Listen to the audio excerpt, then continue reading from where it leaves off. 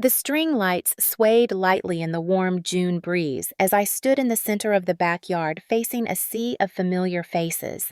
The long wooden tables covered with white cloths were packed with relatives, neighbors, and coworkers, all gathered to celebrate my graduation. It should have been the proudest moment of my life. Yet, my hands trembled as I held the small stack of note cards meant for my thank you speech. People were laughing, chatting, filling their plates with food from the buffet, while the scent of grilled chicken and sweet corn drifted through the air. I took a slow breath, hoping the microphone would not pick up the shaking in my voice. The neighbor from across the street stood near the back of the yard, recording the celebration, just as she did for every milestone event in our neighborhood. Her camera pointed at me, waiting for my first words. Before I could open my mouth, my mother brushed past me with a loud laugh, grabbing the microphone right out of my hand. She looked stunning in her red summer dress, but the sharpness in her eyes made my stomach twist. "Honestly, I wish it was your brother graduating instead," she announced with a chuckle that echoed across the yard. "At least he would not have wasted 4 years." A ripple of awkward laughter rolled through the crowd. Some guests shifted uncomfortably while others forced smiles. My brother clapped loudly, grinning like he was the star of the night. He was leaning casually against the patio post, enjoying the sudden attention, as if this entire celebration belonged to him.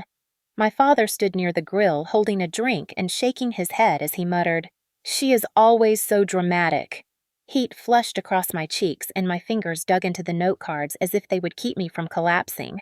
My breaths became shallow. The neighbor recording the event paused her camera, uncertain if she should continue filming.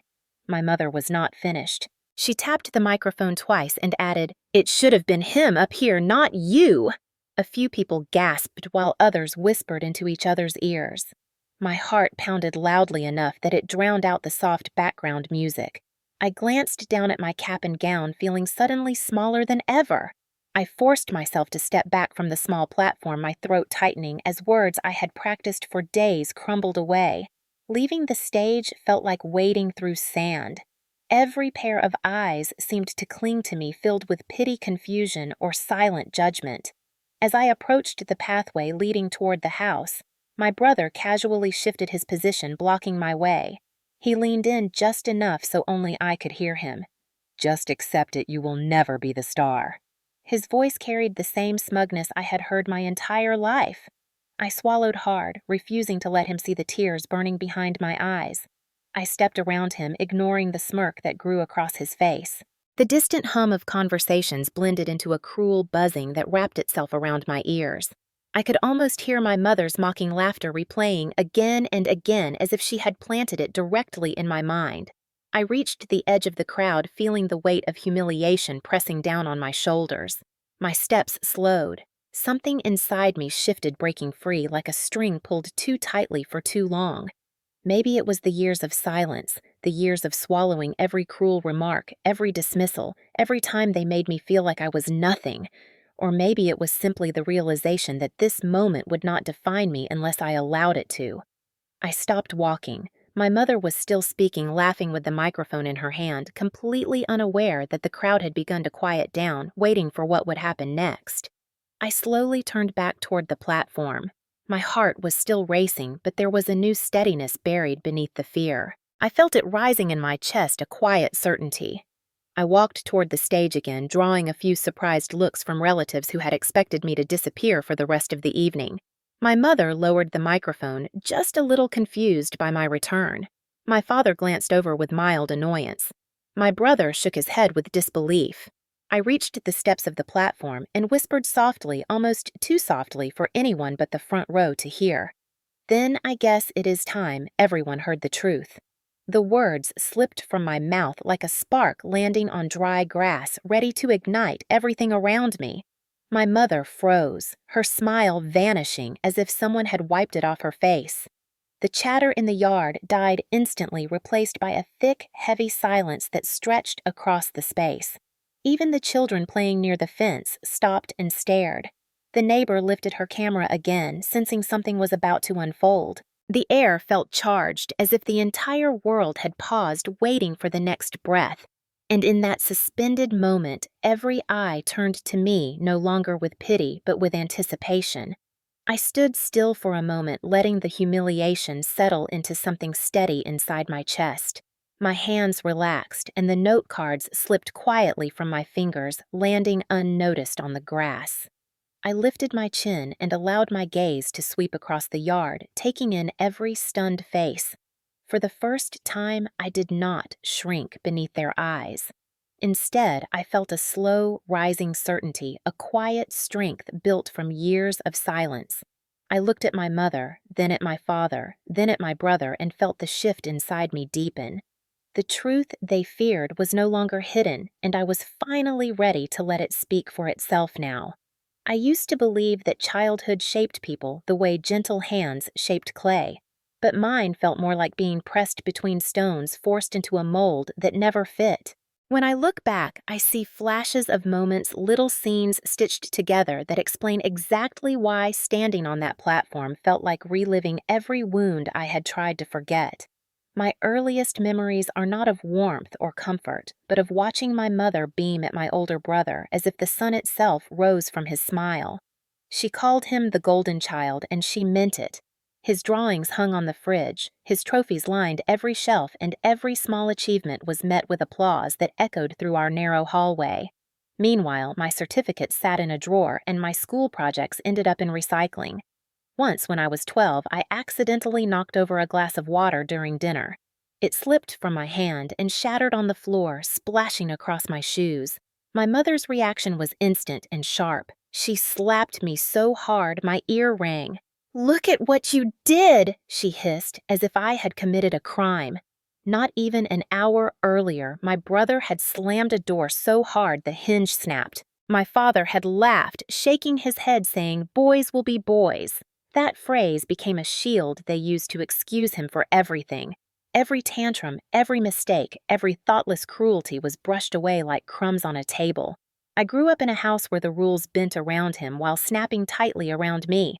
My father believed sons carried the family legacy and daughters simply learned to support it. He never hid that belief.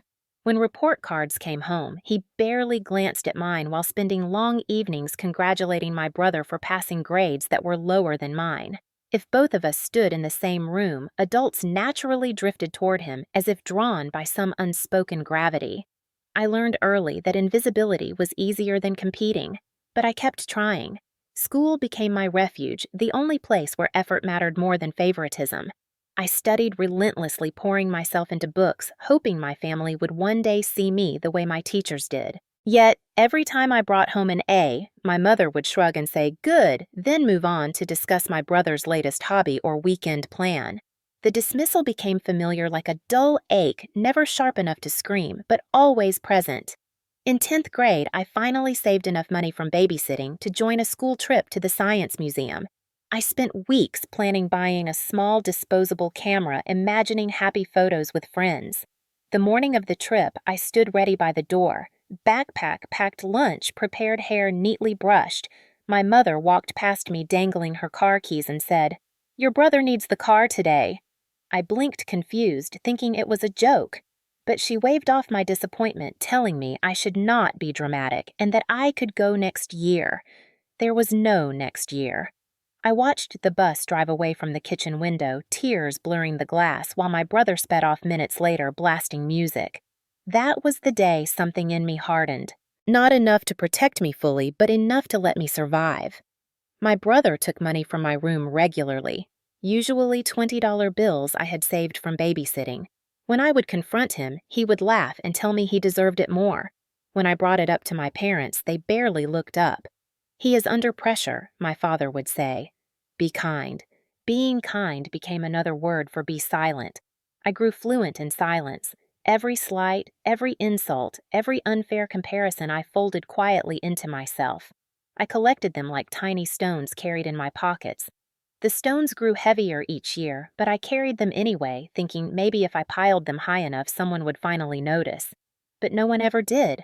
Even when my brother hurt me physically, it was dismissed.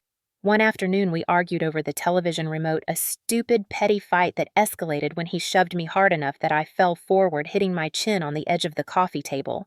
Blood welled in my mouth, metallic and warm, but before I could speak, my mother stormed into the room and glared at me instead of him. "Stop being dramatic!" she snapped as if my split lip were a performance. She made me clean the floor where the blood had dripped. My brother walked away laughing. I learned then that pain meant nothing unless it belonged to him. Years passed in the same rhythm. He broke things, I got blamed. He failed classes, I tutored him, and my parents praised him for trying. He lied, I was accused of provoking him. Through it all, I built small fortresses of resilience in places no one could see. Late at night, when the house was quiet, I would write goals on sticky notes and hide them in my dresser proof that I still existed even if they pretended I didn't. I kept little lists, 2 private lists, of each moment that twisted something inside me. Not because I planned revenge back then, but because writing them down helped me understand the truth. I was not imagining it. I was not sensitive. I was not dramatic. I was surviving in a home perfectly designed to erase me. Those quiet records became my secret armor pieces forged from every injustice.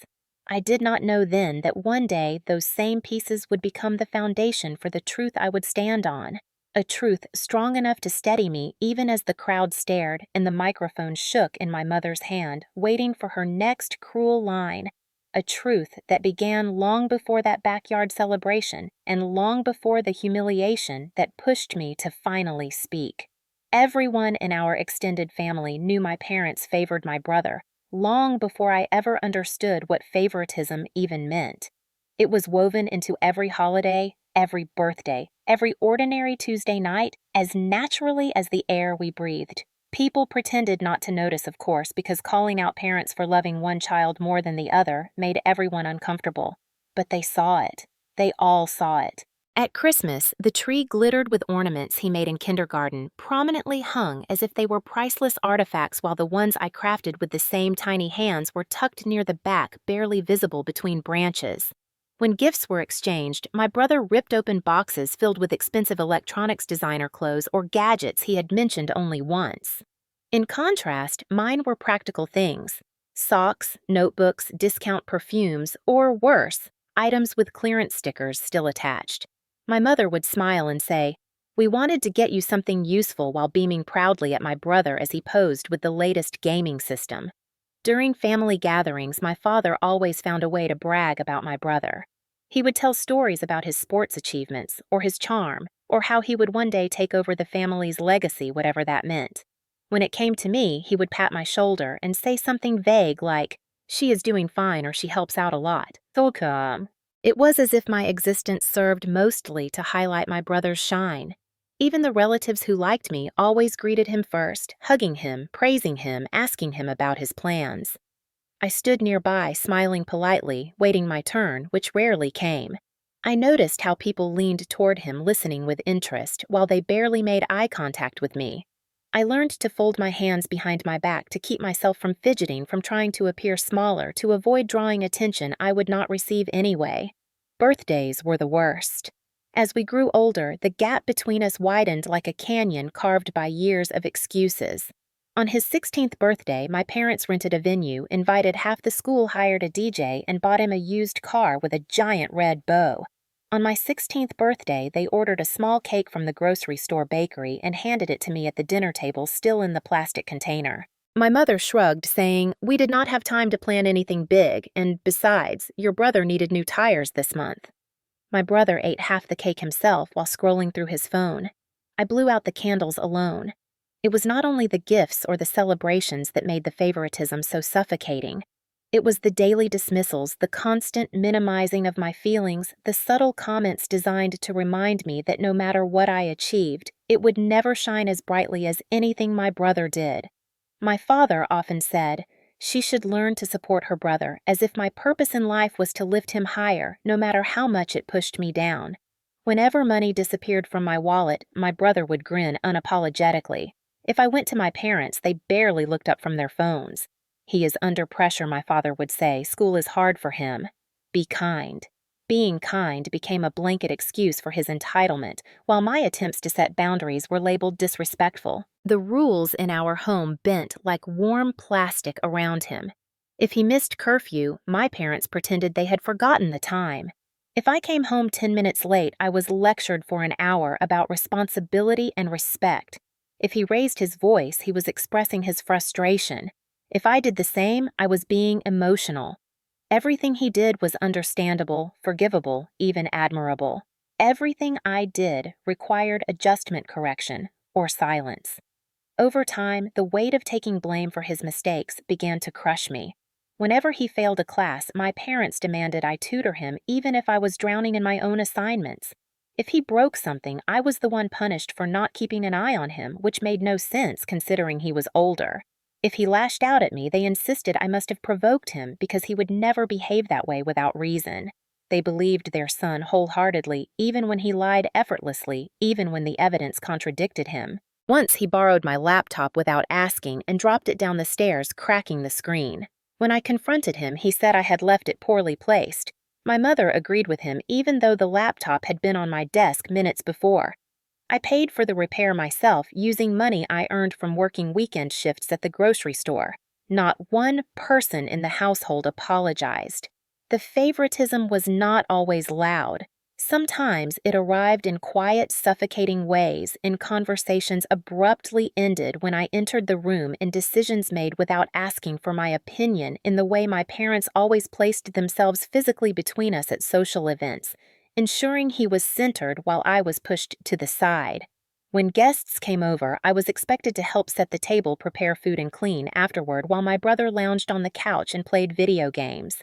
If I complained, my mother would say, "He has a lot on his mind," or "You are the dependable one." Dependable was the label she used instead of appreciated.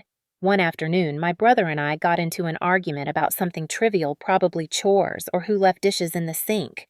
The fight escalated quickly, and before I could step back, he shoved me hard. I stumbled and hit my chin on the edge of the coffee table. The pain exploded through my jaw, and tears filled my eyes instantly. Blood welled up on my lower lip, but when my mother rushed into the room, she stared at me with irritation. "Stop being dramatic," she snapped as if I had exaggerated the injury on purpose. She handed me a paper towel and told me to clean the carpet where drops of blood had fallen. My brother walked past us grinning as if he had won something important. I scrubbed the carpet while my lip throbbed, and in that quiet, humiliating moment, something inside me shifted. I began to write things down, not in anger, not as a plan for revenge, but as a way to keep myself from believing the lies they fed me. I created lists in the back of my notebooks, small hidden columns of facts. Date, event, what was said, what was done, who was blamed, who was believed. Recording it was the only way I could remind myself that I was not imagining the imbalance, that I was not too sensitive or too emotional or too dramatic as they claimed. I was simply the child who was easier to neglect. The more I recorded, the more I saw the pattern clearly. Favoritism was not occasional, it was the architecture of our household. Every rule, every reaction, every conversation was built around protecting my brother's ego and diminishing my existence. I did not realize it then, but those quiet, written records were becoming the roots of the truth I would one day confront them with. They were the beginning of the spine. I was slowly growing, despite everything trying to keep me bent. And though I had not yet learned to stand tall, I was learning to stand at all. Choosing my major was the first real decision I ever made entirely for myself. No one encouraged me to pursue education or nursing. No one guided me through applications or campus tours. My mother once told me during sophomore year of high school that I was not college material and that community college might be safer, so I would not embarrass myself. My father said nothing at all, which somehow felt worse. But every time I volunteered at school events or helped younger students with homework or sat with elderly neighbors who needed company, something inside me settled with clarity. I wanted to help people for real, not because it impressed anyone, but because it felt like the first thing in my life that belonged solely to me. When acceptance letters arrived, my family barely reacted. My mother skimmed the envelope and said, "We will see if you last a semester." My brother joked, "You are trying too hard again." My father shrugged and asked if I could still help drive my brother to practice on weekends. The day I packed for the dorm, they did not come with me. My mother said she was too tired, and my father had errands, and my brother needed the car. I dragged my bags down the driveway alone and caught a ride with a friend whose parents hugged me and told me they were proud. That was the first time I realized pride could be soft and generous, not sharp and conditional. College was nothing like home. The silence no longer suffocated me. No one compared me to my brother or dismissed my feelings or demanded I be smaller so someone else could shine. Instead, people asked for my opinions in study groups. Professors learned my name. Classmates thanked me when I helped them understand assignments. I felt seen in a way that made my chest ache with both relief and unfamiliar fear. Working toward my degree was not glamorous. I carried 2 or 3 jobs every semester, waitressing on weekends, babysitting weeknights, cleaning lab equipment before early morning lectures. I learned to live off instant noodles and store brand cereal. I patched my jeans with cheap thread when the knees tore and memorized bus schedules to avoid paying for rides. I kept going, even when exhaustion made my vision blur. During clinical rotations, I spent nights on my feet tending to patients while juggling assignments that waited for me at dawn. My hands cracked from constant washing. My eyes burned from lack of sleep, and my body felt like it was aging twice as fast as everyone around me. But I kept working, not because anyone expected greatness from me, but because for the first time in my life, I expected it from myself. There were nights I questioned everything. Nights when the weight of bills and deadlines crushed my chest, and I sat on the dorm hallway floor, shaking silently because crying felt like a luxury I could not afford. Nights when I called home hoping for comfort only to hear my mother rant about my brother's struggles or ask me to send him money for gas. She talked as if I were still living under her roof, not realizing I had not bought groceries in 3 weeks. I never told her I was struggling. She would have said I told you so. I pushed through 3 semesters like that until my body finally rebelled during a 12-hour shift at the hospital. I felt the room tilt as I handed a chart to a nurse, and the next thing I knew, she was kneeling beside me asking if I could hear her. The doctor recommended time off, but time off meant fewer paychecks, and fewer paychecks meant choosing between textbooks or rent. I worked anyway. I promised myself I would not give up, not now. Not when I had come this far despite everything. One of my professors noticed my fatigue and pulled me aside after class. She said, "You do not have to carry everything alone." I almost cried in front of her. I almost told her how heavy everything felt, how tired I was of pretending I was fine. But those words were so foreign to me that they lodged in my throat. I thanked her and kept walking. There were small victories too, moments that snapped my world into focus. The first time a patient called me kind. The first time I aced a notoriously difficult exam. The first time a classmate said they could not have passed without my help. I carried those moments like small lanterns guiding me through the darkness my family had created. During the final semester, when acceptance letters for post-graduation opportunities were announced, my name was listed among the top candidates. My advisor hugged me and told me I had earned every inch of success. I stood there, speechless warmth blooming in my chest. Then my phone buzzed. It was a text from my mother. She wrote, "Do not expect us to attend if it interferes with your brother's tournament. Not congratulations, not we are proud." Just a reminder that even my biggest milestone was an inconvenience compared to my brother's leisure. I stared at the message for a long time, then slipped my phone back into my pocket. I promised myself that day that their approval would never define me again. When the official graduation letter arrived weeks later, I sat in the parking lot behind the hospital after finishing a shift. The sun was setting gold spilling across the windshield. I opened the envelope, hands trembling, not because I doubted my worth, but because I had fought for it silently for so long. When I read the words, I burst into tears. Not the quiet tears I had learned to hide, but real, shaking sobs that filled the empty car. I cried for every lonely night, every stolen dollar, every missed celebration, every time I was told I was not enough. And then I cried because I had done it, alone. When I finally wiped my face, I whispered to myself, "Someday, I will prove I belong here." I did not know then that someday would arrive sooner and louder than I ever imagined. When my mother first suggested hosting a graduation party in the backyard, I was surprised enough to look up from my coffee. She rarely acknowledged my accomplishments, let alone offered to celebrate them, but she spoke casually about it as if the idea had always been in her mind. "We should have something nice," she said, "for the neighbors." The words were not about me, they were about maintaining her image. Still, I agreed because a small foolish part of me hoped this might finally be the moment she saw me. Preparations began the following week, and the first warning sign appeared almost immediately. My mother sent me to buy decorations, but when I returned with blue and white banners that matched my school colors, she frowned. "These look cheap," she said, tossing them aside. My brother wandered into the room, picked up one of the banners, and stretched it until it tore, pretending it had ripped by accident. "Oops," he laughed. My mother barely glanced at him. I spent the next hour taping the torn pieces together, even though I knew they would probably be thrown away. As the date approached, my mother became more involved, but not in the way I expected. She ordered a cake without asking for my input. I imagined it would have my name written on it in proud lettering, but when I peeked into the bakery box 2 days before the event, I froze. The cake was simple white with red icing that read, "Congratulations, Daniel," instead of my name. My brother's name. I stared at it, unable to breathe for a moment. My mother breezed past me humming and said, "The bakery messed up. It does not matter. He deserves to feel appreciated too." She did not bother to correct it. During the family meeting, she insisted everyone gather in the living room to discuss plans as if it were some grand event. I sat on the edge of the sofa while she and my father spent most of the discussion praising my brother's recent achievements, his upcoming tournament, his new gym schedule, everything except my graduation. Every attempt I made to speak was talked over or ignored. My father pointed at me once to say, "You should help your brother greet the guests. It will be good practice for you."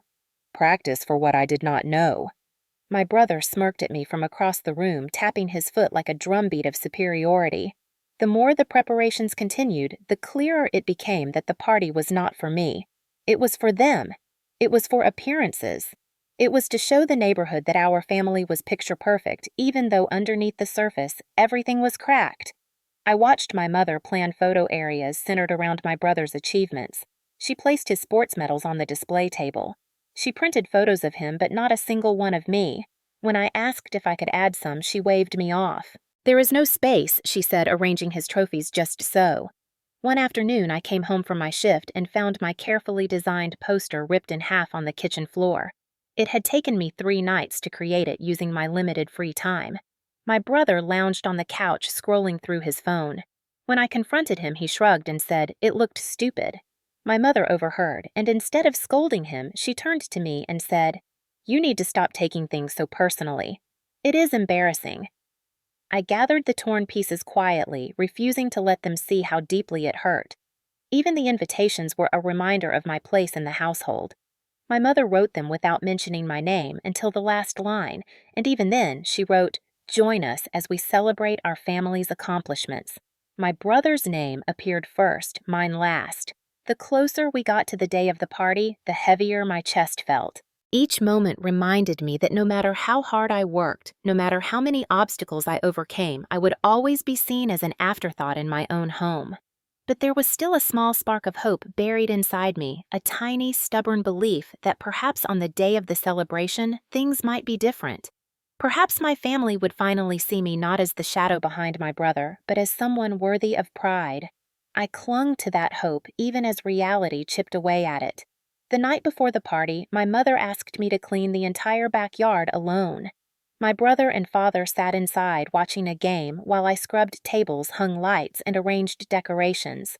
My arms ached and my feet throbbed, but I kept working, pretending each task was a step toward belonging.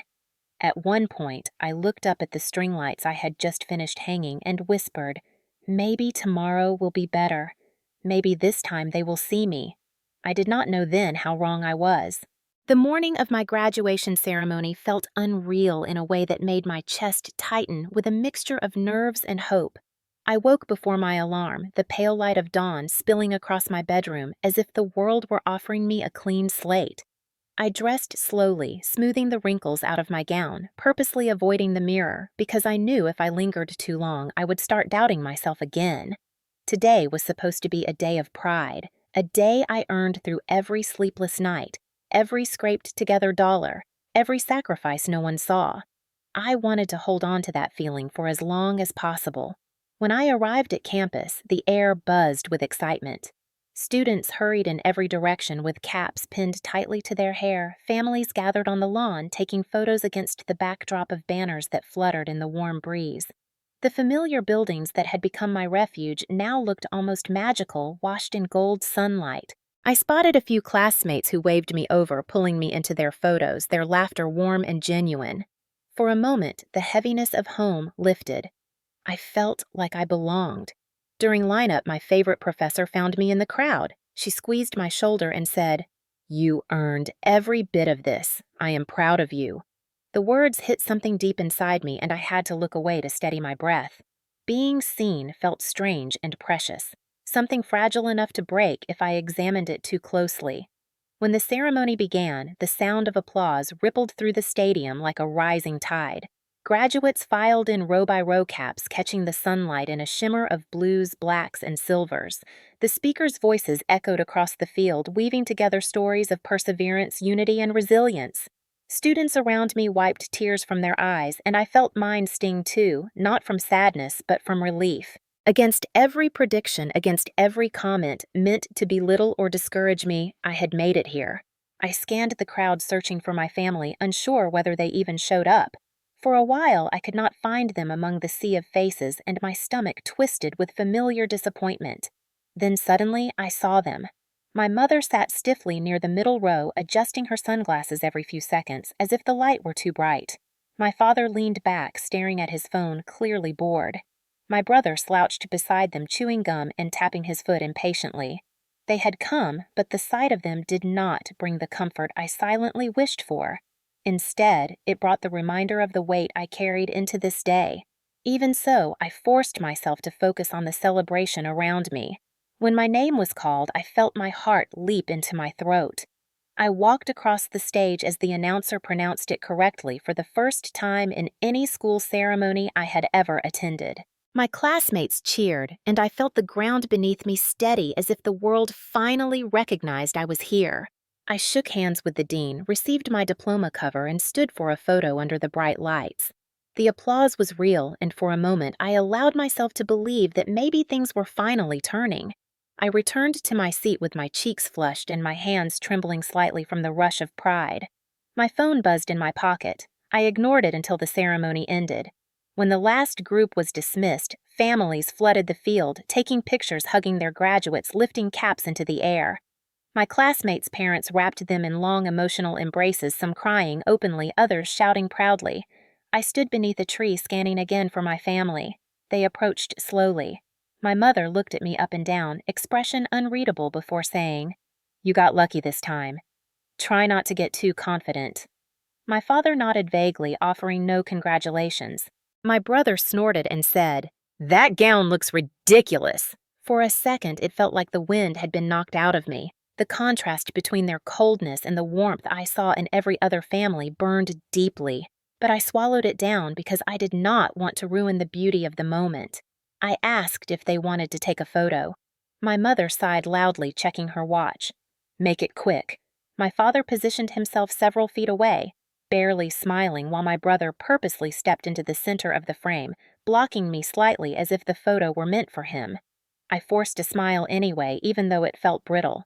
After taking one rushed picture, my mother announced they needed to leave soon because my brother had practice.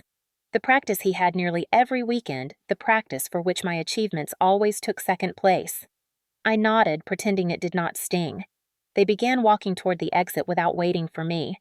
I lingered behind, taking in the scene one more time. The stadium lights glistened against proud faces, graduates hugging their families, faculty posing for photos, everyone wrapped in shared joy. I wished for a moment that I could bottle that feeling and carry it with me. As the crowd thinned, I felt a tap on my shoulder. One of my classmates held out her phone. "We got a great photo of you," she said, smiling kindly. I thanked her genuinely because it meant more than she knew. Later, as I walked toward the parking lot diploma cover clutched tightly in my hand, I let myself breathe in the final quiet moments of victory. I felt proud, truly proud. For once, I felt like the world had given me something no one could take away. But as I headed home to the backyard celebration my mother insisted on hosting, a familiar unease began settling in my chest. I told myself the worst was behind me. I told myself the party would be fine. I told myself maybe this time they would see me. I did not yet know that the ceremony would be the highest point of my day, and everything after would unravel into a humiliation I would never forget. When we pulled into the driveway after the ceremony, I tried to steady the fragile hope I had been holding on to since the morning. The backyard was already filled with people. Cars lined the street, and the faint sound of music drifted over the fence. String lights glowed even in the afternoon sun, and the smell of grilled food floated through the air. On the surface, it looked like a celebration, and for a moment, I let myself imagine that maybe this time the party really was for me. That illusion shattered the moment I stepped through the gate. My mother stood at the center of the yard, already holding the microphone. Her voice boomed through the speakers as she launched into a speech that had nothing to do with me. I had barely taken 3 steps inside when I heard her say, "My son has been working so hard this season. We are all so proud of him." The crowd clapped politely. My father hovered behind her, nodding along. My brother stood near the beverage table, basking in the attention with a grin carved across his face. I froze at the edge of the patio, feeling the same cold, sinking weight I had felt countless times before. One of my aunts spotted me and waved me over, ushering me toward the small raised platform that my mother insisted would be the perfect place for photos. The platform was empty except for a stack of plastic cups and a speaker buzzing faintly with static. I forced a small smile, thanked her, and stepped up hoping maybe my mother would acknowledge that I had arrived. She did not. Instead, she launched into another story about my brother's accomplishments, praising his dedication and focus. Guests murmured their agreement while I stood silently on the platform, clutching my diploma cover like a lifeline. After several long minutes, one of the neighbors finally asked the question that made my stomach twist. "What about your daughter?" My mother paused as if she needed to think. Then she laughed lightly into the microphone. "Oh, she is fine. But you know I wish it was my son instead. He would have made this moment really shine." The laughter that followed sliced through me. Some people chuckled politely, unsure what to say. Others exchanged uncomfortable glances. My brother smirked and tapped the side of his drink like he was enjoying a private joke. My father muttered something under his breath that I could not hear, but his headshake said enough. I felt my throat tighten as if invisible fingers were squeezing it. The platform beneath my feet suddenly felt unsteady. The pride I carried from the graduation ceremony drained from my body, leaving behind a hollow ache. I stared at the crowd, unable to move, their faces blurred as tears filled my eyes. I blinked them back, refusing to let them fall, not here, not in front of people who already saw me as an afterthought. My mother kept talking, laughing as she spoke into the microphone as if humiliating me were the most natural thing in the world. She added, "Honestly, I always pictured my son up here. He has that presence. I do not know what to do with her." A few people winced at the cruelty, but no one said a word. The heat of humiliation crawled up my neck, burning my cheeks. I stepped back from the microphone stand, my vision tunneling. My fingers clenched the diploma cover so tightly the edges dug into my palms. I needed to get away before I collapsed. Without looking at anyone, I climbed down from the platform and moved toward the far end of the yard, weaving through the crowd that parted for me with an awkward mixture of pity and confusion. Every whispered comment felt like a knife twisting deeper. She looks upset. Maybe she is tired. Maybe she is overreacting. She should be grateful at least they threw a party. I wanted to scream that the party was not for me. It was for their pride, their image, their golden child, but the words tangled in my chest, refusing to come out. I reached the side gate, desperate for air. The music thumped behind me, mocking in its cheerfulness. I could still hear my mother's voice drifting through the speakers as she continued praising my brother as if he were the one who graduated. I leaned against the fence, swallowing hard, trying to steady my breathing. The ceremony earlier felt like a distant dream, a flicker of light swallowed by a storm. For a few minutes I stayed hidden, letting the breeze cool my burning face. Then I heard footsteps behind me. My brother appeared blocking the path just like he always did. He leaned against the fence arms folded casually. "You really need to stop acting like this," he said with a sigh. "It is embarrassing." I stared at him, unable to form words. He pushed off the fence, stepping closer. "Look, just accept it. You will never be the star. Mom and Dad know it. Everyone knows it." His words landed like blows. He smiled slightly, as if satisfied with the effect. Then he turned and walked back toward the party, leaving me standing alone with humiliation wrapped tightly around my chest. For a moment, I thought about leaving, just walking out the gate and disappearing into the quiet street where no one knew me. But as I looked back at the glowing lights and the clusters of people gathered around my mother, something inside me shifted. It was small at first, like a soft click deep in my chest. A recognition. A memory. The truth I had discovered weeks before the truth I had carried silently. My pulse quickened, not with fear this time, but with something steadier, sharper. I straightened and wiped my palms on my gown. The humiliation still burned, but beneath it something stronger stirred. I walked back toward the platform, each step peeling away a layer of doubt. Guests turned as I approached, whispers rippling through the crowd. My mother lowered the microphone, confusion flickering across her face. My father stopped mid-sentence. My brother's smirk faltered. I climbed the steps slowly, feeling every eye on me. My heart pounded, but my voice when it came was steady.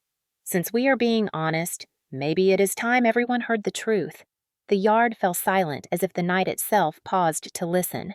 The moment the words left my mouth, I felt the entire yard stiffen, as if someone had pressed pause on a living photograph.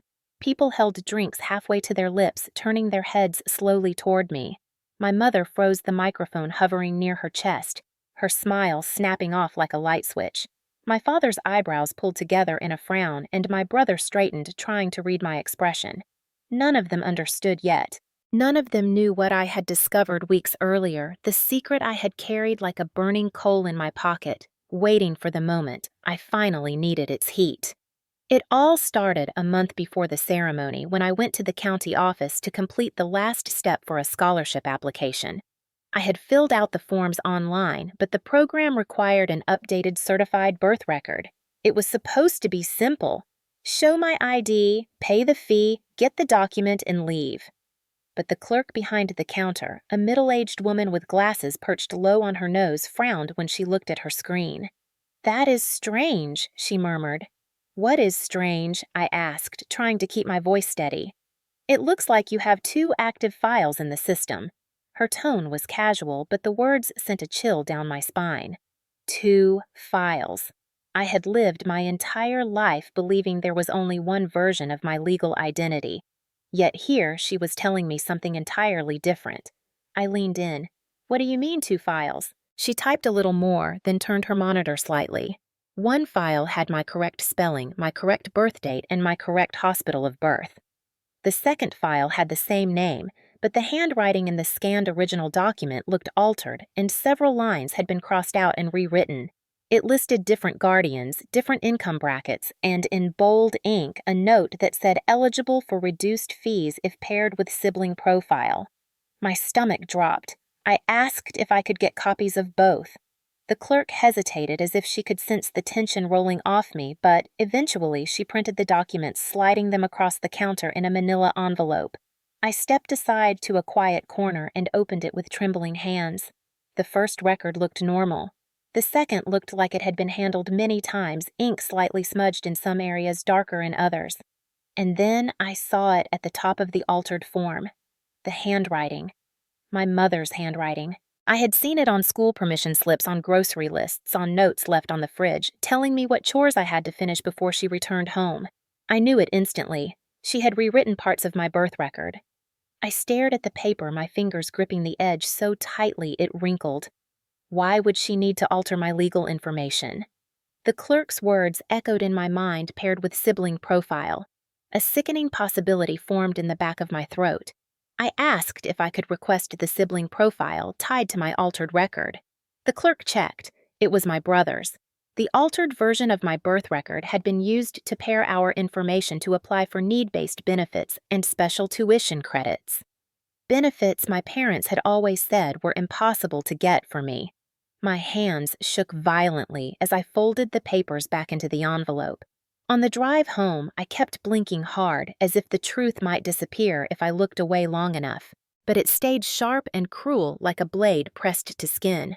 When I reached my room that evening, I spread the documents across my desk, reading every line, every signature, every handwritten note. My mother had signed multiple forms using my identity to claim financial hardship. They had used my social security number to open a tuition card. They had funneled benefits toward my brother's school fees while telling me there was nothing left for mine. All the times they had insisted they could not afford to help me. All the times they told me I should work more hours. All the times they made me feel like a burden. It was all a lie. They did have resources. They simply did not spend them on me. The realization hit me with such force that I had to sit down gripping the edge of my bed. My parents had not only emotionally neglected me, they had used me. They had rewritten pieces of my life on paper the same way they rewrote reality inside our home, always crafting narratives that made my brother the center and me the shadow. For days afterward, I walked around with a strange heaviness in my chest. It was not just betrayal, it was violation. Someone had taken the foundations of who I was and manipulated them for their convenience. I began digging deeper, requesting copies of school funding records and financial histories. Every new document tied another knot in the web they had spun. There were credit inquiries under my name that I had never authorized, a small credit card with a balance I had not known existed, even a loan application that had been denied due to income inconsistency. They had used my identity recklessly, maybe even criminally, all while telling me I needed to be independent, responsible, self-sufficient. I wondered how long they thought they could hide it. Maybe forever if I had not needed that updated birth record. Maybe forever if I had stayed silent the way they trained me to. I did not confront them then. Not because I was afraid, but because I was planning. I tucked the documents into a sealed folder and hid it under a loose floorboard in my closet. Every day afterward, I could feel the truth pulsing beneath my feet, like a heartbeat waiting for the right moment. That moment arrived tonight, standing on the backyard platform under the string lights, with my mother still clutching the microphone. Her smile brittle, her voice fading. She recognized the look in my eyes before anyone else did. She knew I had something. She could sense it the way a person senses the shift of wind before a storm breaks. Her fingers tightened around the microphone and a flicker of fear flashed across her expression. The crowd noticed her change in demeanor before they realized why. My father frowned, his jaw tensing. My brother straightened, shifting his weight like he was preparing for confrontation. I breathed in, letting the night air fill my lungs. This was no longer the shy, quiet girl they pushed to the edges of family photos. This was me holding a secret that could unravel every lie they had woven. The truth was no longer mine to bury. It was mine to reveal, and they were about to hear every word. Silence rolled through the backyard like a cold wave as I stood on the platform, with every eye fixed on me. The string lights above hummed quietly, the only sound in a space suddenly stripped of laughter and music. My mother's fingers tightened around the microphone so hard her knuckles paled, but she did not lift it back to her mouth. She simply stared at me, frozen mid-breath, as if hoping I would shrink under the weight of attention and back down the way I always used to. But that version of me had died somewhere between the ceremony and the moment she publicly wished I were someone else. I reached into the pocket of my gown, feeling the soft edges of the manila envelope I had carried with me all day. I had not known if I would ever use it. I had told myself it was only for my own protection, in case things spiraled. I had convinced myself I could keep the peace. But peace was impossible when truth had been rewritten and weaponized for years. Slowly, deliberately, I pulled the envelope into view. The motion alone caused murmurs to ripple across the crowd. My mother's eyes widened, her lips parting just slightly. My father stepped forward half a step, as if he could somehow interrupt what was coming.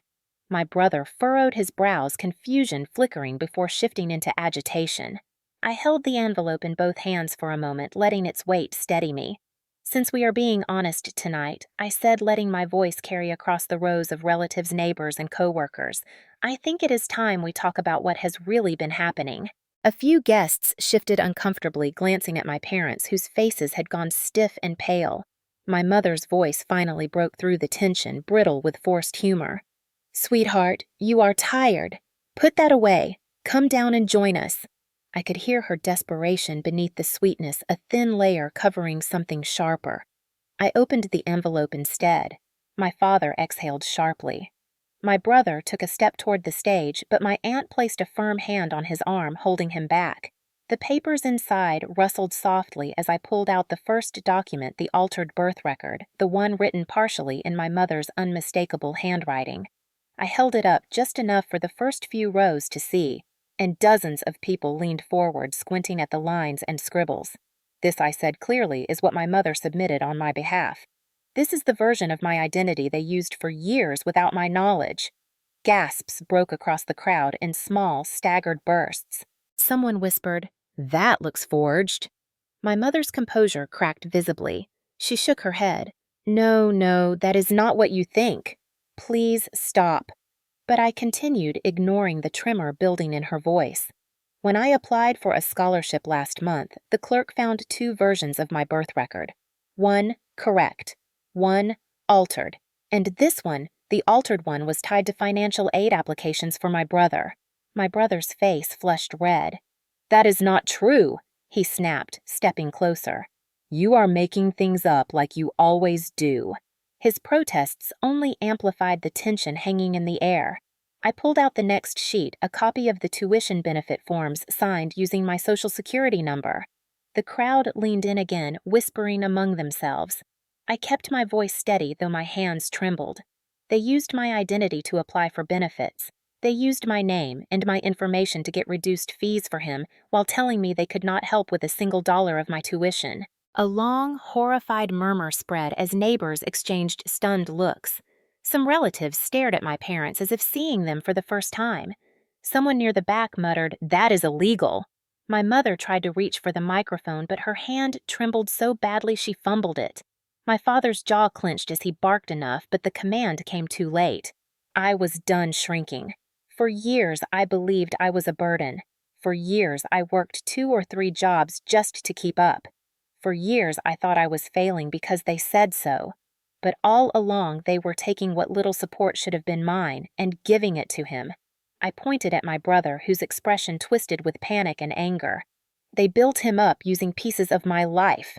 People in the crowd turned their heads toward him. His bravado dissolved under their scrutiny. He opened his mouth, ready to spit something cruel, but no sound came out this time. My father stepped closer again, attempting to regain control.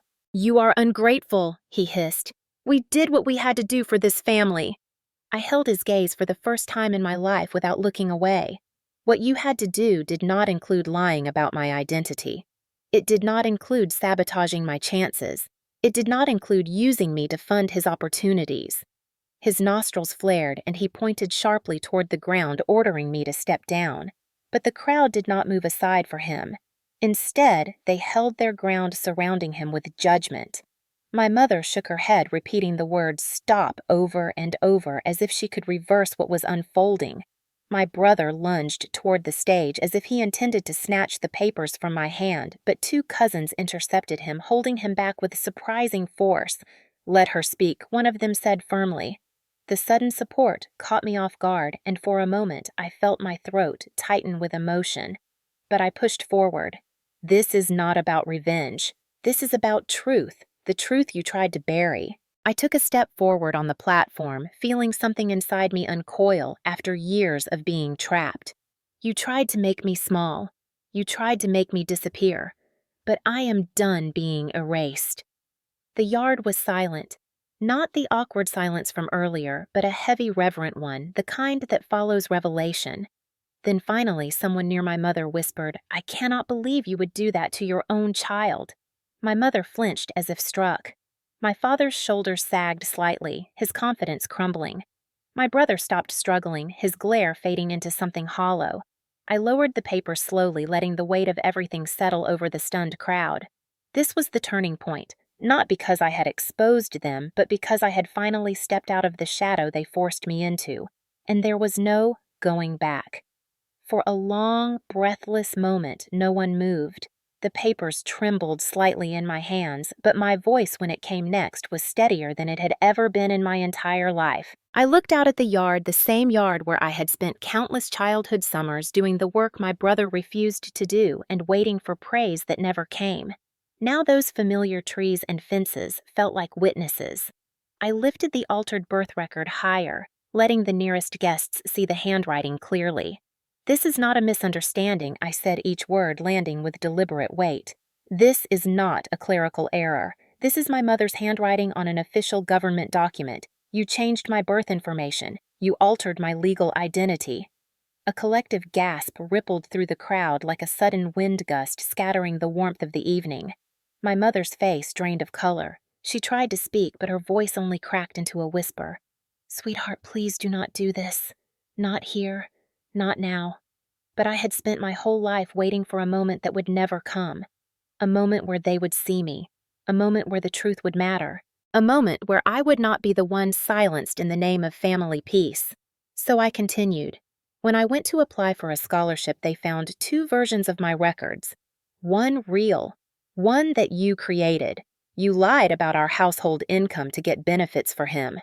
I gestured toward my brother, who stood stiff and rigid, eyes darting nervously between the guests.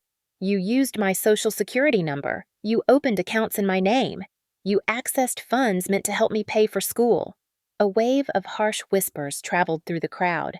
"Identity theft. Fraud. That is a felony." I recognized the voices, neighbors, relatives.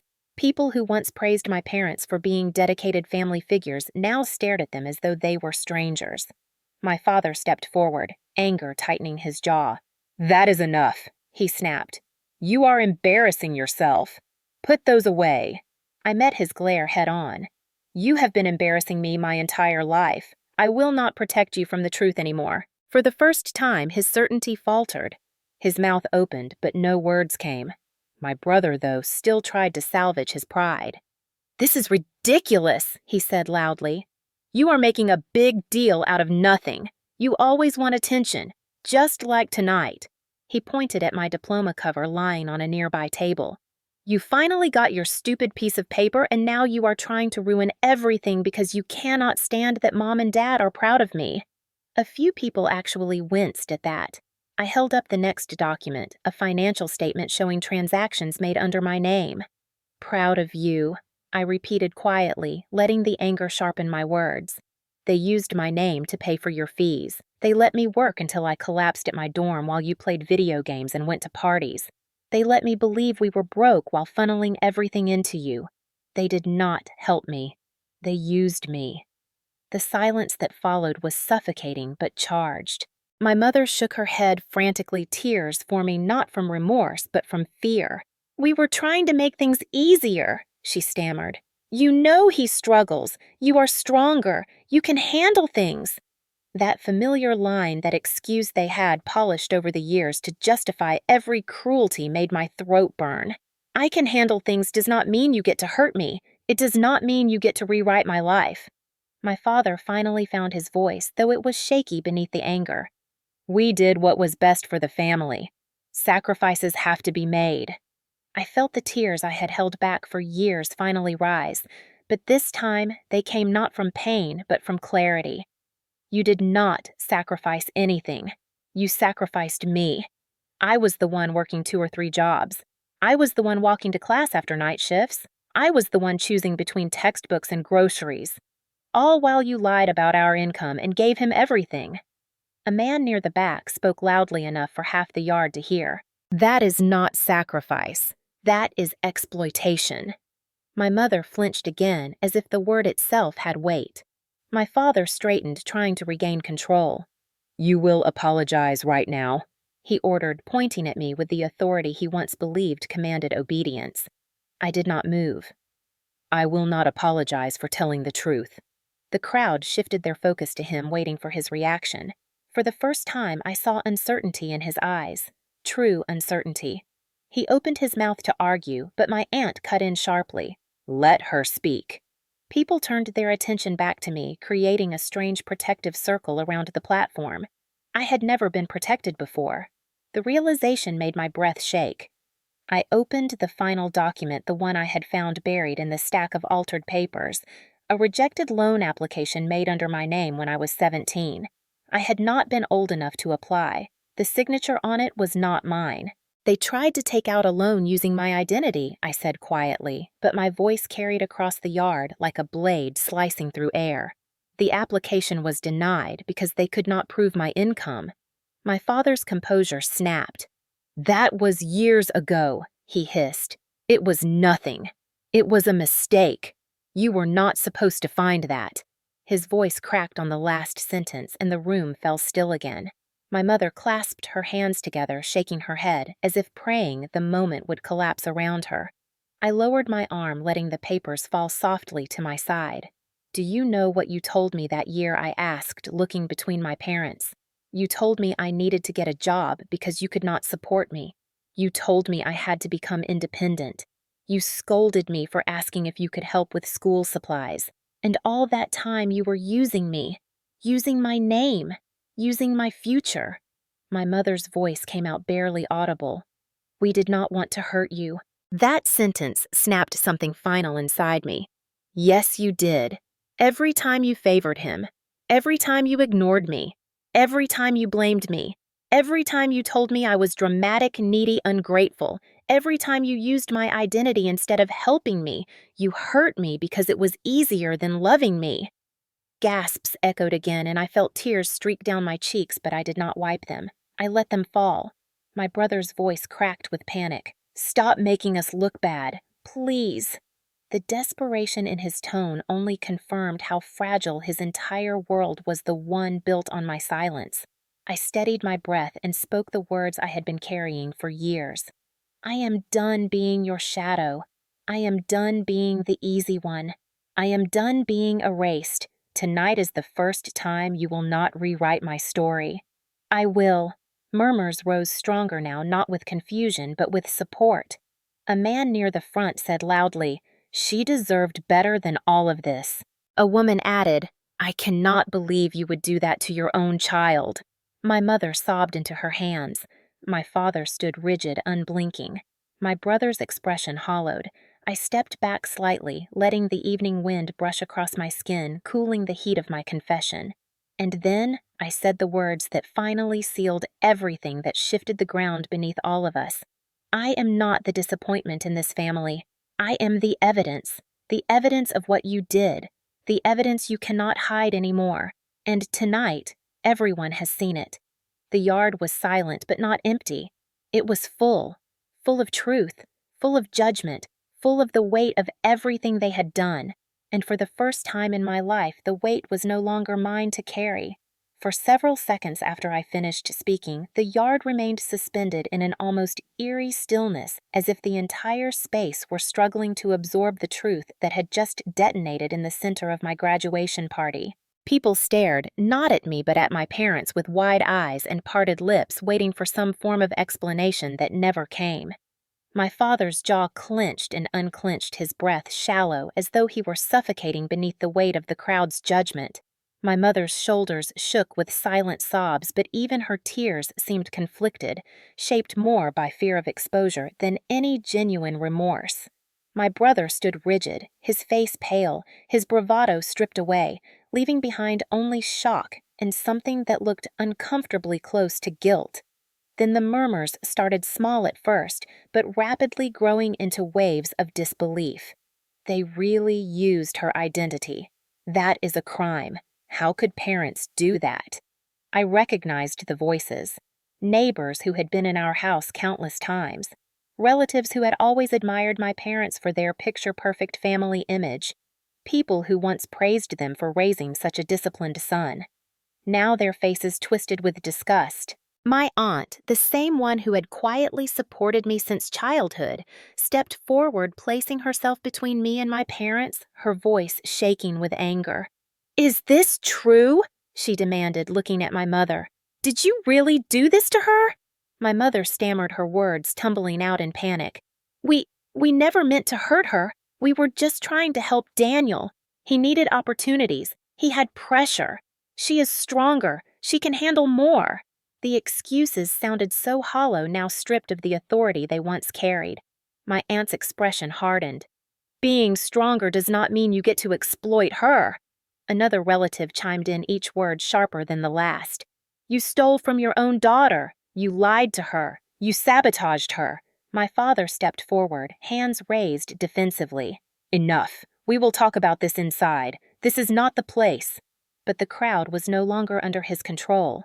A neighbor, the one who had been recording the earlier speech, lifted her phone again slowly, deliberately. I am not stopping the camera, she said firmly. People deserve to hear this. My father's face twisted with fury. Turn that off or I will. The neighbor did not flinch. Touch my phone and I call the police right now. That single sentence shifted the atmosphere. It was no longer about family dynamics or humiliation. It was legal now. Real. Tangible. Frightening. My mother gripped my father's arm, whispering urgently. Do not. Please. Someone in the back, perhaps emboldened by the confrontation, shouted, Identity theft is a felony! The yard buzzed with shock. A few people pulled out their phones, searching legal definitions, whispering to one another in growing disbelief. My brother's panic deepened. You are all overreacting, he snapped, voice cracking. Nothing she said is proven. She is blowing things out of proportion like she always does. But even he did not sound convinced. My aunt demanded to see the documents herself. I handed them to her and she scanned each page carefully, her face tightening with every line. Finally, she looked up, eyes burning with anger. This is not overreaction. This is evidence. She turned toward my parents. How could you? How could you do this to your child? My mother collapsed onto a chair, covering her face, sobbing harder. My father stood motionless, the weight of the truth pressing down on him as if his spine could barely support it. The dam had broken. There was no patching it now. Relatives who had always sided with them walked toward me, placing gentle hands on my shoulders, whispering words I had never heard in my own home. I am so sorry. You deserved better. We had no idea. Then the next consequence arrived, one my parents had certainly never anticipated.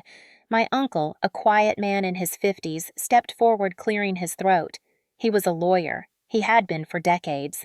He looked at me with a steady, serious gaze. If you want to pursue this legally, you have grounds, he said plainly. Strong grounds. My mother's head shot up, her tear-streaked face twisted with horror. No, please, no, we cannot. We will fix this. Please do not involve the law. But my uncle was not speaking to her. He kept his focus on me. This was identity misuse, fraud, and depending on how the credit inquiries were processed, it could extend further. You do not have to decide now, he added softly, but know that you have support. Real support. The words hit me with unexpected force. Support.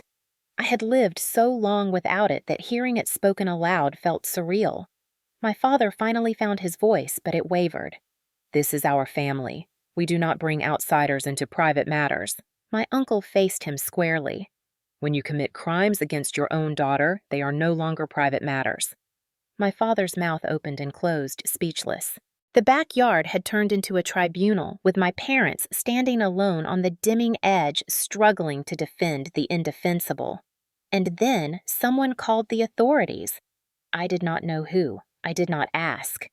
All I knew was that a neighbor rushed inside, whispering something into her phone, her voice low and urgent.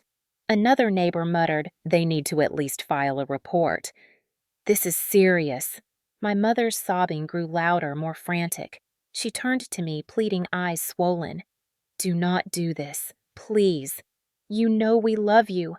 We only wanted the best for him. You have always been so strong. My voice when it left me was quiet but colder than I had ever heard it. Loving someone does not mean using them, and being strong does not mean I deserved to be sacrificed. My father tried one last time to salvage control. Lower your voice, he barked. You are humiliating us. I looked at him, feeling something inside me snap cleanly and permanently. I am not humiliating you. Your actions humiliated you. I just stopped covering for you. That shut him down. Completely. The truth had turned into a mirror he could no longer avoid. 15 minutes later, 2 police officers walked into the backyard, the music still faintly playing behind their arrival. Their presence quieted the space instantly. They asked for a brief explanation. Guests stepped forward before I could even open my mouth, recounting what they had heard, what they had seen, the documents I had held. My parents sputtered weak excuses, but each one cracked under the scrutiny of the officers and the eyes of the crowd. Eventually, after a tense exchange, the officers said they needed to file an incident report and asked if I wanted to pursue charges. I stood there feeling every pair of eyes on me waiting. My parents stared at me with fear so raw it almost felt unfamiliar. They had never feared me before. They had never believed I could fight back. For the first time, the power dynamic had shifted entirely. I swallowed, tightening my grip on the envelope. "I want this documented," I said. My voice trembled, but my resolve did not. "I want a record of everything." My mother broke down wailing. My father bowed his head, shoulders collapsing inward. My brother turned away, breathing hard as if trying to outrun reality. Once the officers gathered their notes, they stepped aside, and the yard slowly returned to motion, though no one celebrated anymore. Guests left in small clusters, some sending me supportive glances, others shaking their heads in disbelief. Relatives who once idolized my parents now avoided looking at them. Once the yard had mostly emptied, my aunt hugged me tightly, whispering, "I am proud of you. You did the right thing." And for the first time all night, I felt something warm and real settle in my chest. Not triumph, not revenge, just truth. Truth that finally belonged to me. Truth that would follow them home. Truth that would reshape everything that came next. My parents never expected the consequences to arrive so quickly, so publicly, and with so many witnesses, but consequences had finally found them. And for the first time in my life, I did not feel alone. In the days that followed the party, the house felt different even before I stepped inside. The silence that usually hovered like a thick fog had changed into something sharper, something fractured. It no longer belonged to them. It felt like the echo of everything they tried to hide, finally collapsing. I returned only to pack my things, but even that brief visit showed me exactly how deeply the consequences had begun to carve into their lives. My mother sat at the kitchen table surrounded by envelopes, bills, notices, and bank statements. Her hair was unwashed, her eyes swollen, her fingers trembling as she flipped through papers she could no longer ignore. For years, she had managed the family finances with the smug confidence of someone who believed secrets could stay buried if she rearranged numbers fast enough. Now every hidden account, every forged signature, every misused form was surfacing one by one, like debris, rising from muddy water. The bank had flagged the tuition account they opened in my name. The credit card they used under my Social Security number had been frozen. The loan attempt made when I was 17 triggered an automatic review. My mother buried her face in her hands, muttering about identity theft charges, about ruined credit scores, about needing a lawyer. My father paced behind her, gripping his phone as he made frantic calls trying to find someone who would defend him without demanding upfront payment. But reputations mattered in a small community, and word traveled fast. People who once admired him now kept their distance. He spoke in low, desperate tones, pleading to find a way to reverse the damage, but everyone he contacted seemed hesitant. They knew what he had done. They knew how serious it was.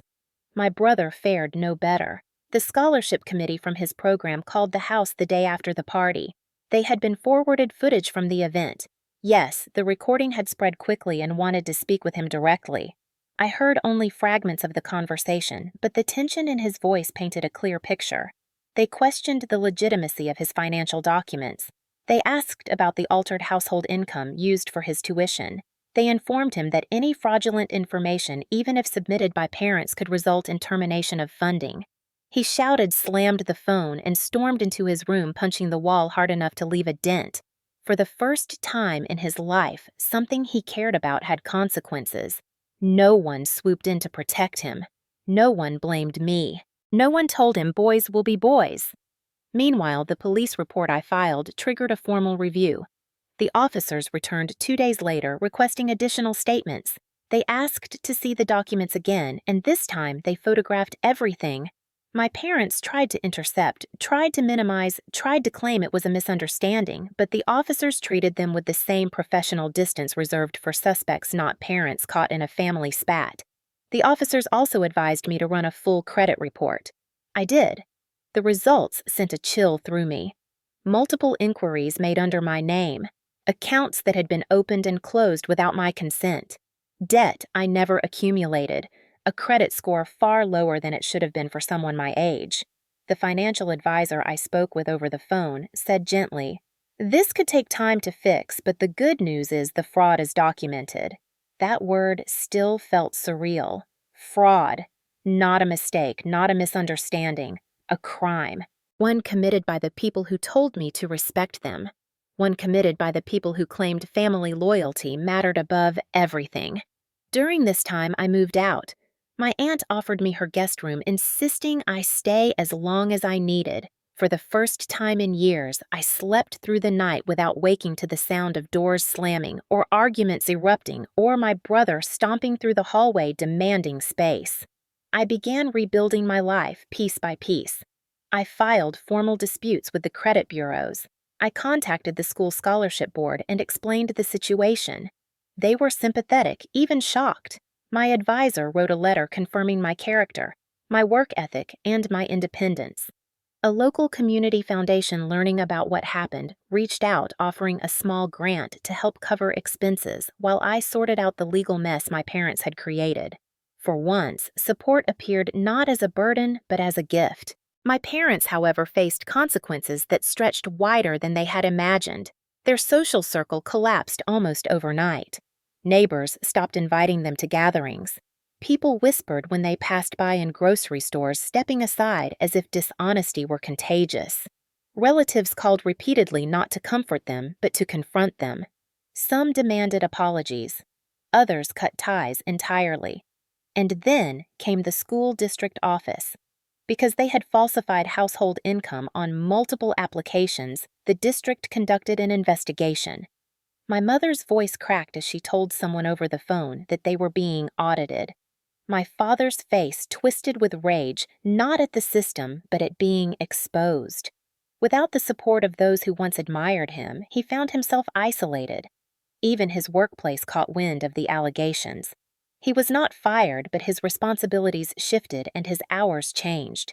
People no longer trusted him with sensitive tasks. Each change chipped away at the confident facade he had worn my entire life. As for my brother, the scholarship program suspended his funding pending the outcome of the investigation. Without it, he could not afford tuition. His coaches called. His friends stopped visiting. The world he thought was guaranteed began to crumble, and for once he had no one to blame except the parents who had built his success on stolen foundations. Yet through all of this, no apology came, not a single genuine sorry. Instead, my mother clung to the narrative that I had ruined the family, that I could have kept quiet, that I had destroyed my brother's future. My father insisted I should have handled it privately, even though they had created the mess publicly. My brother avoided me entirely, pretending he was the victim. But the difference now was glaring. Their power came from secrecy.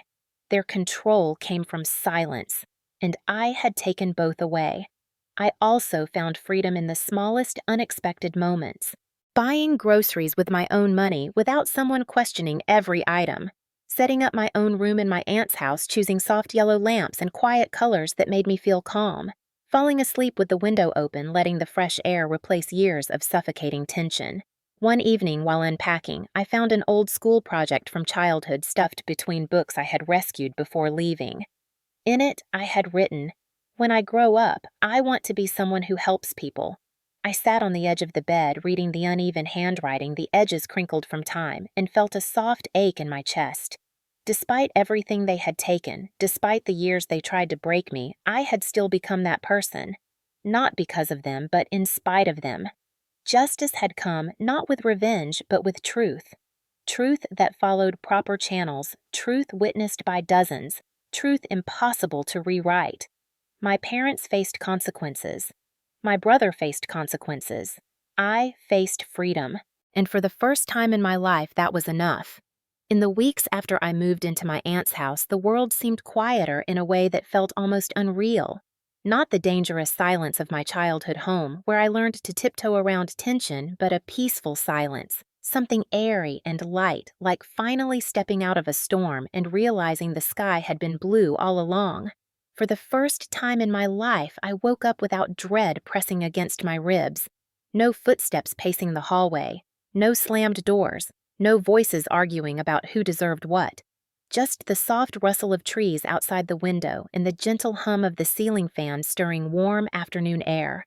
My aunt let me choose the paint color for the guest room. I picked a soft sage green, even though I had never admitted to anyone before that it was my favorite. She helped me hang string lights across the window and bought me a small bookshelf when she noticed my boxes were overflowing with paperbacks and notebooks. One evening, she stood in the doorway, hands on her hips, surveying the room with a satisfied smile. "It looks like you finally have a place that belongs to you," she said quietly. That simple sentence settled into my heart and stayed there. Every day, I felt myself coming back to life. The version of me that had learned to stay small was fading, replaced by someone who breathed deeper and spoke louder, even if only to herself. At night, I would sit at the edge of the bed, feet tucked under a blanket, sipping tea and listening to the hum of crickets outside. Sometimes I cried softly because the contrast between then and now was too sharp, too overwhelming. Not sorrow, not fear, relief. One morning, I received an email from one of my professors congratulating me again on finishing the program. She attached a letter of recommendation saying she hoped I would consider applying to a graduate assistant position she thought I would be perfect for. I stared at the screen for several minutes, tears gathering again. I was not used to people believing in me without conditions or comparisons. Later that same week, I received a handwritten card from a patient I had helped during clinical rotations. Inside, she had written, "You have a gift. You cared when no one else did. I still have it." Each time I read it, I felt something warm expand in my chest. I began to realize something I had never allowed myself to consider. I was not the disappointment in the family. I was the proof that love and gentleness could grow even in a house built on imbalance. Slowly, I started rebuilding routines. I made breakfast without someone telling me I was using the wrong pan. I folded laundry without being told I was too slow. I bought small things for myself. Nothing extravagant, just little things that reminded me I was allowed to enjoy life. A new journal with a navy blue cover. A candle that smelled faintly of vanilla. A soft throw blanket I kept at the foot of my bed. Each object felt like a small brick in the foundation of who I was becoming. My aunt often poked her head into the kitchen while I cooked, humming as she poured coffee. "You seem lighter," she said one morning. "I guess I am," I answered, surprising myself with the honesty of it. The legal process continued in the background like a distant engine rumbling, but for the first time it did not consume me. I met with the financial advisor again, who assured me the disputes were moving forward. The police followed up with more questions and updates. My parents attempted half-hearted reconciliations through tense text messages, but none contained the one thing I needed to hear: an apology. Not a single genuine acknowledgement of what they had done. Instead, they wrote things like, "This is tearing the family apart, and you should not involve outsiders, and you made things worse than they needed to be." I stopped responding. The silence I gave them felt like justice on its own. One afternoon, after running errands, I returned to the house and found my aunt sitting on the porch swing with 2 glasses of iced tea. She patted the spot next to her, and I sat down feeling the warm wood beneath my palms. "You know," she began softly, "I always wondered how you managed to carry so much alone." I looked out at the street, watching sunlight shimmer on the pavement. "I did not have a choice," I said. "But now you do," she replied. That simple truth wrapped around me like a blanket. Now I do. After that conversation, I let myself dream in ways I never had before. I thought about continuing my education, pursuing the graduate program my professor recommended. I thought about applying to positions in pediatric care, something that had always pulled at my heart. I even thought about moving to a new city one day, not to escape, but to explore. My life no longer felt like something happening to me. It felt like something I could shape with my own hands. One evening, while cleaning the room, I stumbled across the sealed envelope containing the documents from the party. For a long moment, I sat on the floor holding it in my lap. It no longer felt like a burden. It felt like a bookmark marking where one chapter had ended and another had begun. I placed it in a drawer, not to hide it, but to acknowledge it. The truth was important. It had freed me, but it no longer defined me. The defining moment came a few days later when I walked outside barefoot onto the dewy morning grass. The sky was soft and pale, the air warm with the scent of blooming flowers. I stood there, breathing in slowly, deeply, fully. It was my first real breath. Not the shallow breaths I had taken for years trying not to upset anyone or draw attention or break under pressure. This breath felt whole, honest, like my lungs were finally expanding after being constricted for most of my life. Tears welled in my eyes, but this time they did not hurt. They healed. In that moment, I realized closure did not come from punishment or apology. It came from reclaiming myself, my space, my peace, my future. I was no longer the quiet daughter standing at the edge of family photos. I was no longer the girl who bent under the weight of favoritism. I was no longer the scapegoat carrying guilt that was never mine. I was finally someone who belonged to herself, someone who had survived, someone who had risen. My first real breath was only the beginning. In the quiet weeks that followed my escape from that house, I found myself healing in ways I did not expect.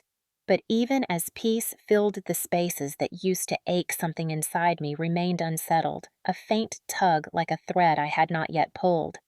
I had confronted them. I had revealed the truth they spent years burying. I had finally taken control of my own story. And yet, I knew there was one final piece waiting for me. A small, unanswered question tucked somewhere between who I used to be and who I was becoming. It waited in the sealed folder I kept in my drawer, the one that held every document, every signature, every heartbreaking proof of what my family had done. I had not opened it since the night of the party. I told myself it was because I no longer needed to, but that was not entirely true. Some part of me sensed there was one more page, one more truth hidden there. One afternoon, when sunlight spilled across the floor of my room in long golden stripes, I sat cross-legged on the rug and placed the folder in front of me. My hands hesitated on the clasp. Even now, after everything, even after building a life away from them, I still felt a small tremor of fear. Not fear of them, but fear of what new truth might remind me of the girl who had once lived in their shadow. I opened the folder slowly. The familiar papers fell into neat piles. The altered birth record, the financial statements, the forged tuition form, the rejected loan application. I placed each one aside until I reached a single sheet I did not recognize. It was thinner than the others with a soft crease through the middle as if it had been folded long ago. My heartbeat quickened as I lifted it. At the top was the university's letterhead dated 4 years earlier. Confusion creased my brow. My freshman year. Then I saw the handwritten note attached with a small strip of tape. A note I had never seen. A note written by my academic advisor from the first semester, the one who had always encouraged me even when I doubted myself. My breath caught as I recognized his looping handwriting. You deserve every opportunity that comes your way. I want you to know that you are more than capable. Do not let anyone define your worth. You are going to change lives one day. The note was addressed to me, but I never received it. I read it twice, then 3 times, feeling my throat tighten with a twist of gratitude and grief. I turned the letter over. That was when I saw the envelope it had originally come in. My name written clearly on the front, and directly below it in faint pencil were words that made my stomach drop. Do not give to her. She does not need more encouragement. My mother's handwriting. My vision blurred. I blinked hard, trying to steady the room around me. She intercepted it. She read it. And she hid it. She hid something meant to lift me, something meant to remind me of my own strength, something that could have softened years of loneliness. She took it from me like she took everything else. But as that realization sank deeper, something unexpected happened. I did not feel broken. I did not feel shattered. I felt understanding. I felt clarity, because in that moment I realized something profound. They had spent years trying to keep me small, not because I was weak, but because I was strong. They had hidden praise because they feared what I might become if I believed in myself. They had withheld support because they sensed the power in me long before I saw it in myself. They had tried to dim me because they knew I was already shining. My mother's cruelty was not just favoritism, it was fear disguised as control. My father's dismissiveness was not indifference, it was self-preservation. And my brother's entitlement was built on a foundation of insecurity that was only stable if I never rose above him. For the first time, I saw the truth, not through the lens of pain, but through the lens of freedom. I unfolded the letter again, my fingers brushing the ink like it was something sacred. When my advisor wrote that I was capable, he wrote it without bias, without manipulation, without agenda. It was the first pure validation I had ever received.